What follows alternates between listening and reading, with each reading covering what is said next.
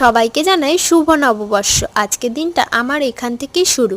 আজকে আমাদের বাড়িতে পুজো, তাই আমি আর কাকি দুজন মিলে উঠোনটাকে নেতা দিয়ে নিচ্ছিলাম। নেতা দিলে কিন্তু উঠোনটাকে খুব সুন্দরই লাগে।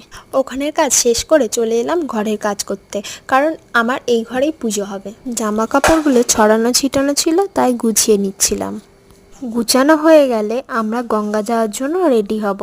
গঙ্গায় স্নান করতে যাব। আমরা রেডি হয়ে গেছি, এবার আমরা বেরোবো।